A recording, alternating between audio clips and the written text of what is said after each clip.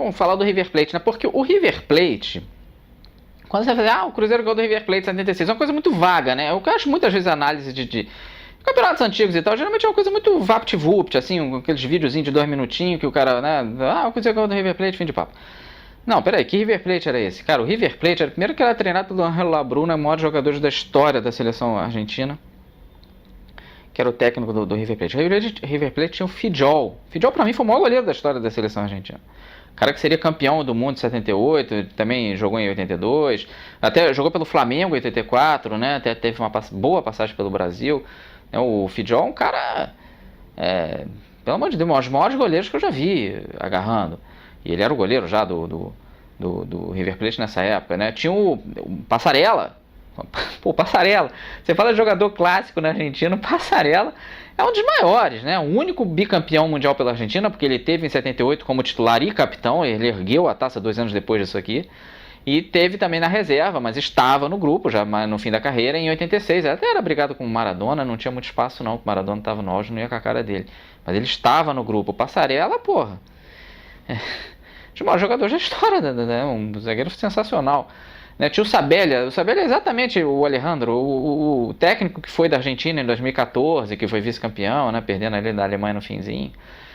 Tinha um time Perfume, né? Também outro jogador histórico da Argentina, né? Um time realmente, assim, incrível, cara. O Cruzeiro não ganhou de qualquer time na final, não. Um time de muito peso que vinha ali para ganhar a sua primeira Libertadores, que o River tinha perdido já em 66 e queria esse título, e tinha um time bom. Mas vi até um outro documentário do River Plate, da história do River Plate, eles reconhecem, olha, a gente perdeu em 76, foi uma derrota dura e tal, mas a gente perdeu para um grande time, porque o Cruzeiro era um timaço, e eles reconhecem que mesmo o time deles sendo ótimo, que o Cruzeiro era um passo à frente, e realmente também era. Então, assim, foi realmente uma das finais, assim, com 2 times sensacionais, porque a grande verdade é que o River Plate, se fosse campeão em qualquer outro ano, ia ser um campeão muito justo. Campeão de grande chapa, de grande prestígio, com ótimos jogadores, um time, um conjunto muito bom. Ele deu o enorme azar de pegar aquele Cruzeiro, que se pega qualquer outro time, muito provavelmente teria sido campeão. E realmente, mas não foi, né? O Cruzeiro, nas finais, pegou o River Plate e enfiou 4-1 nesse River Plate aí. Até um jogo que o Fidjol saiu de campo e tal, entrou o goleiro reserva. E o Cruzeiro enfiou de 4-1 no River Plate, no Mineirão, cara. Isso não é brincadeira não, um troço sério. E aí no jogo de volta, teve... Aí foi, vamos dizer, o único jogo que o Cruzeiro realmente jogou mal, até foi o único jogo da final que o Passarella jogou, tava com problemas e tal. Ele jogou esse jogo aí. Foi o único que o Cruzeiro perdeu. O Cruzeiro poderia ter sido campeão invicto, né? Com uma campanha inacreditável. Pra você ter noção, até hoje, apesar de não ter sido um título invicto, até hoje a campanha do Cruzeiro 76 é a melhor campanha em termos de porcentagem, assim, de pontos ganhos em jogos, né?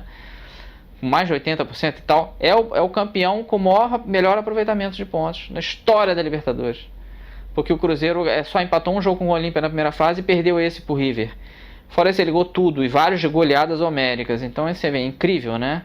Mas ele nesse jogo teve essa decepção. Realmente o Palhinha fez um gol e tal, mas foi até o último gol dele, foi o 13º pela campanha. Mas ele perdeu, teve um gol no finzinho deles aos 76 minutos. Eles ganharam esse jogo, forçando o jogo de desempate.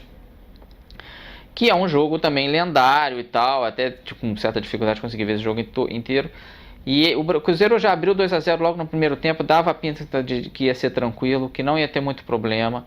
Mas no segundo tempo o River Plate, primeiro que ele achou um pênalti mequetrefe ali, que eu acho que não foi muito, e foi dado, e depois uma falta que eles cobraram rápido, até curioso isso, né? Na minha opinião teve erro tanto no segundo quanto nesse gol do empate do River, quanto no gol que decidiu o título. O árbitro estava ali meio ajeitando a barreira, eles bateram rapidinho e o cara até fez o gol, o Raul estava até em pé, não entendeu direito o que estava acontecendo e tal, não teve a reação rápida ao lance, né? Eles fizeram um gol meio na malandragem, mas ao mesmo tempo, a minha opinião, tanto nesse gol quanto no final, o juiz estava ali meio arrumando a barreira e tal, eu acho que, não sei se ele autorizou, porque uma coisa é você bater a falta rapidinho, isso pode fazer mesmo, mas se o juiz já está organizando barreira e tal, em tese não, né? Mas o juiz deixou seguir e eles empataram, e aí o jogo ficou tenso e tal, mas o Cruzeiro sempre dominando, sempre o Cruzeiro jogando melhor que o River. E no finzinho do jogo teve a tal falta clássica da história da Libertadores, que o River Plate realmente, assim, tudo bem, claro, em tese quem ia bater o Nelinho, então bateu aquele medo, né? Eles botaram 8 caras na barreira, que é um erro, pô. Não pode botar tanta gente, fica difícil pro goleiro ver.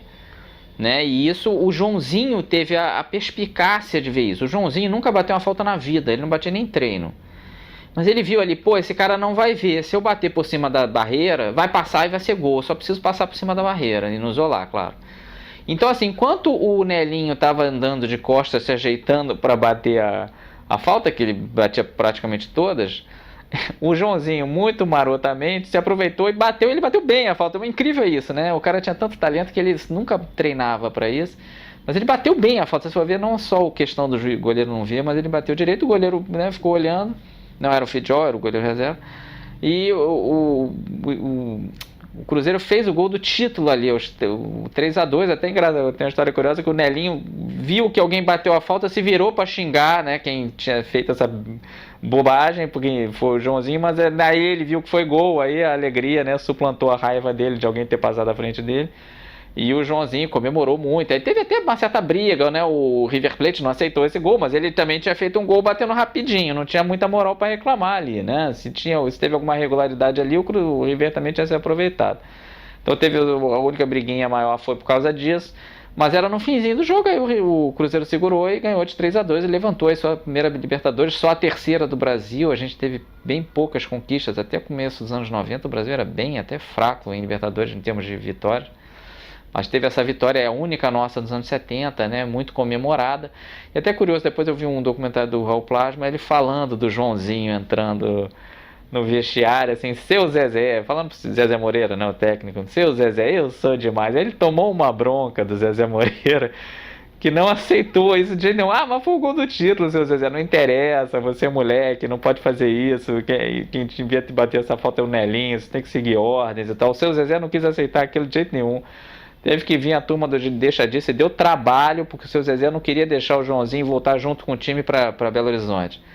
Aí o pessoal, pô, seu Zezé, o homem fez o gol do título, ele tem que voltar, que isso, o pessoal não vai aceitar e tal. Deu trabalho para convencerem ali o seu Zezé Moreira de que é claro que o Joãozinho merecia, pô, não só pela campanha, mas por esse gol, por esse momento de picardia dele e de inteligência também. O cara vê o jogo e entende a situação.